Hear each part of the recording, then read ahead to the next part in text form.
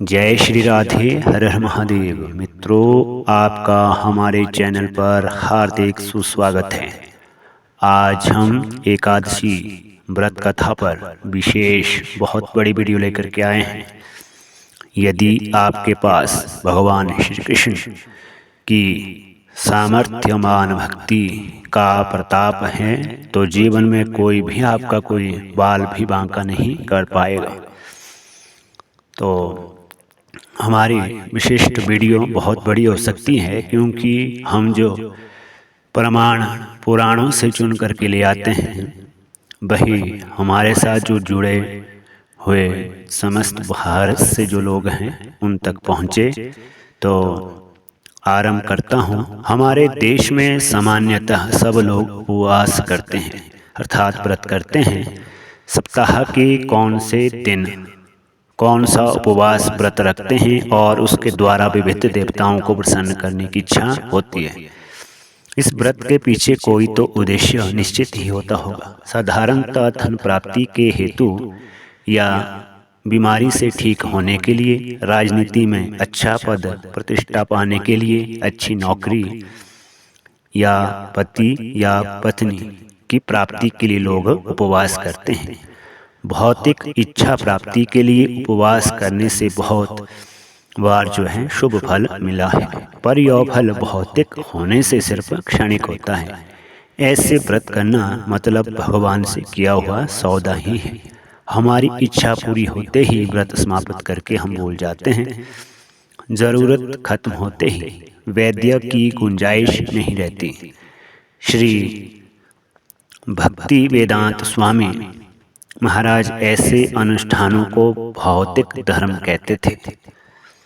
भगवान श्री कृष्ण के भक्त भी एकादशी, जन्माष्टमी, रामनवमी, गौर पूर्णिमा, नरसिंह चतुर्दशी, व्यास पूजा या अन्य वैष्णव तिथियों का उपवास करते हैं या व्रत रखते हैं। इसके पीछे उनका क्या उद्देश्य रहा होगा? वस्तुतः भक्तों की कोई भी भौतिक कामना नहीं होती है। भक्त अपनी आध्यात्मिक यात्रा या उन्नति के लिए यह व्रत करते हैं। व्रत का पालन करना यह मूल सिद्धांत न होकर भगवान के प्रति अपनी श्रद्धा बढ़ाना यही कारण है। उपवास करने से मन शुद्ध होता है। मन को वश में करना है। मन को वश में करके भगवान श्री कृष्ण की सेवा उत्तम प्रकार से करने के लिए उपवास सहायक होता है। एकादशी के दिन अन्न का त्याग करके, शरीर की आवश्यकताएं कम करके, श्रवण कीर्तन के द्वारा भगवान की अधिक से अधिक सेवा करना यही उपवास का उद्देश्य है। इससे भगवान संतुष्ट होते हैं। भारत में अनादिकाल से एकादशी के व्रत का पालन किया जाता है, लेकिन आज लोगों की अध्यात्म के प्रति कोई रुचि नहीं है। फिर भी बहुत से लोग भक्तिवश व्रत करते हैं और उनके इस व्रत यात्रा के सुगमता के लिए हम पुराणों से कुछ मोती चुन करके ले आए हैं। आशा करता हूँ कि इससे सभी लाभ उठाएंगे। उपवास का मतलब सभी पापों से इंद्रिय तृप्ति के कार्यों से दूर रहना। निश्चित ही एकादशी व्रत के पालन से धर्म, अर्थ, काम, मोक्ष इनकी प्राप्ति तो होती ही है, परंतु उसके साथ पंचम पुरुषार्थ भगवत भक्ति अथवा कृष्ण प्रेम भी प्राप्त होता है। श्री हरि भक्ति विलास नामक ग्रंथ में बताया गया है कि एकादशी व्रतम नाम सर्व काम फलप्रदम कर्तव्यम सर्वदा विप्रैः विष्णु प्रेरणा कारणम। भगवान श्री विष्णु की प्रसन्नता के लिए ब्राह्मणों को एकादशी व्रत का पालन अवश्य करना चाहिए। यह उनका वास्तविक कर्तव्य भी है। इसलिए हर एक व्यक्ति को भी भगवान की प्रसन्नता के लिए एकादशी का व्रत करना चाहिए। भगवान श्री कृष्ण के प्रसन्न होने से सुख और समृद्धि अपने आप प्राप्त होती है।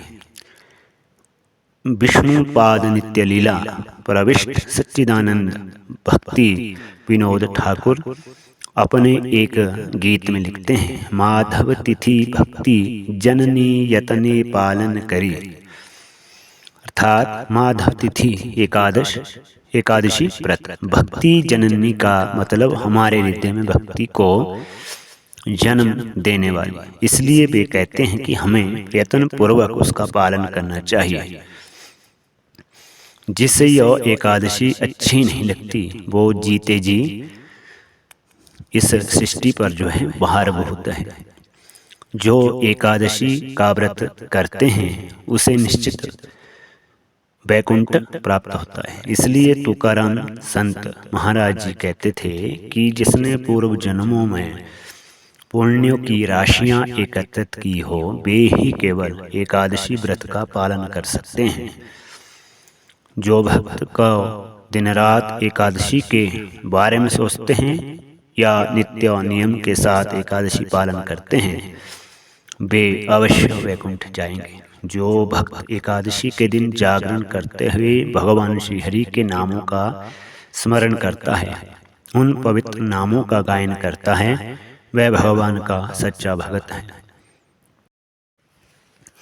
शुद्ध एकादशी का नाम हरिवासर है। द्विधा एकादशी का त्याग करना चाहिए। महाद्वादशी उपस्थित होने पर एकादशी तिथि छोड़कर द्वादशी का पालन करना चाहिए। पूर्व दिन ब्रह्मचर्य का पालन, एकादशी के दिन निर्जल उपवास, रात्रि जागरण के साथ साथ निरंतर भजन, उपवास के दूसरे दिन भी ब्रह्मचर्य का पालन और उपरोक्त समय पर पारण करना ही हरिवासर का समान करना है। सामर्थ्यहीन अथवा शक्तिहीन अवस्था में प्रतिनिधि या अनुकल्प की व्यवस्था है। फल, दुग्ध, जल, घृत, पंचामृत या पंचगव्य तथा वायु ये सब वस्तुएं क्रम से एक से दूसरी श्रेष्ठ है।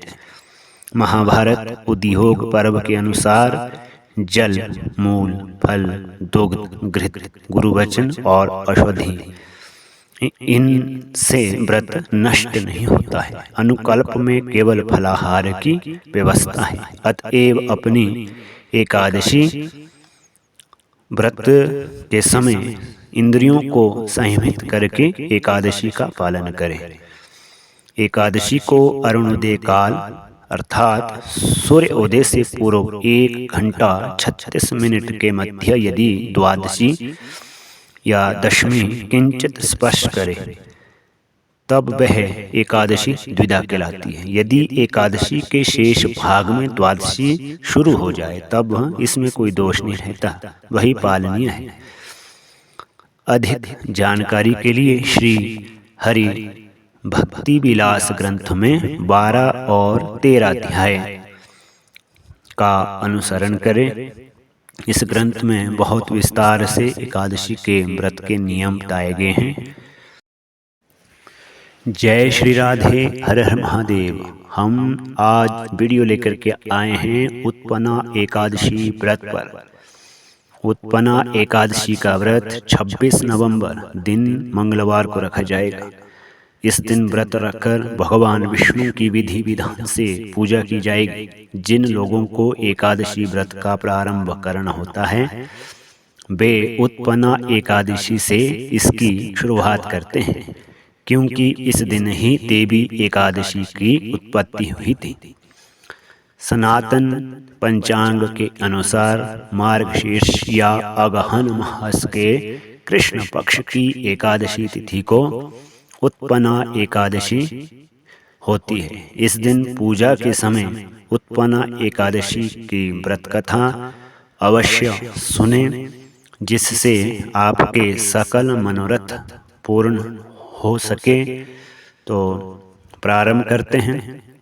धर्मराज युधिष्ठिर कहने लगे कि हे भगवान, मैंने कार्तिक शुक्ल एकादशी अर्थात प्रबोधिनी एकादशी का सविस्तार वर्णन सुना। अब आप कृपा करके मुझे मार्गशीर्ष मास के कृष्ण पक्ष की एकादशी के विषय में भी बताइए।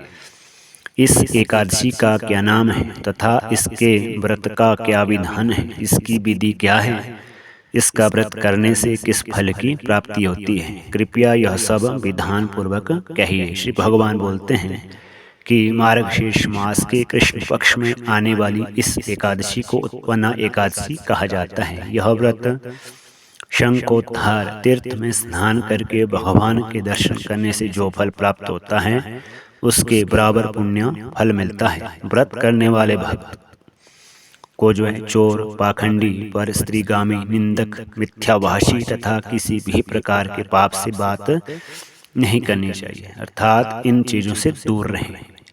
इसका महात्म्य मैं तुमसे कहता हूँ, ध्यान पूर्वक सुनो।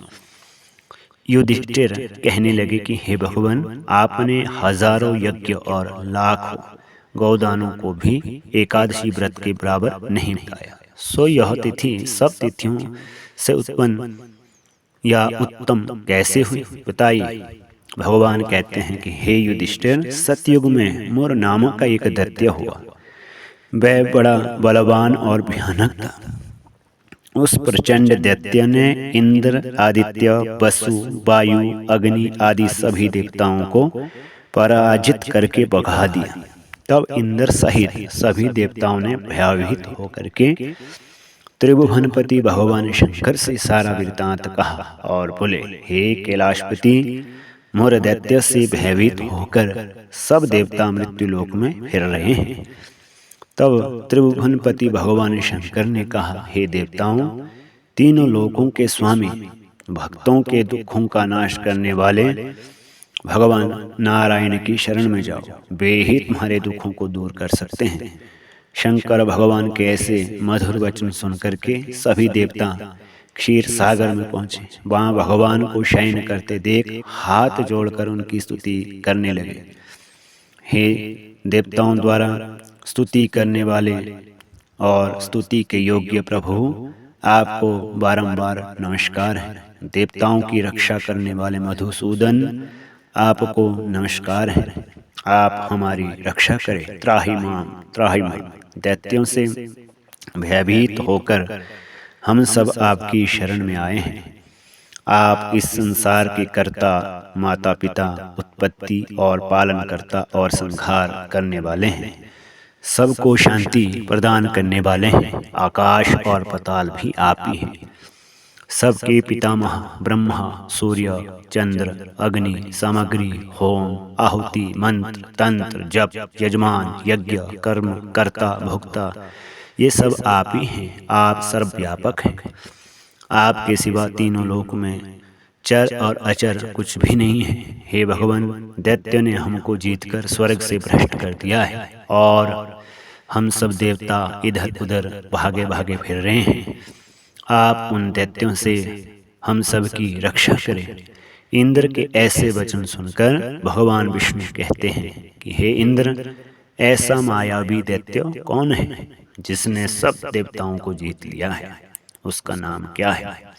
उसमें कितना बल है और उसके आश्रम में कितने और दैत्य हैं और वह किसके आश्रय में रहता है तथा उसका स्थान कहाँ है? यह सब मुझसे विस्तार से कहो।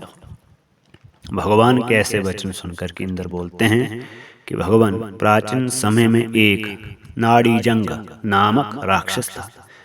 उसके महापराक्रमी और लोक विख्यात मूर नाम का एक पुत्र हुआ। उसकी चंद्रावती नाम की नगरी है।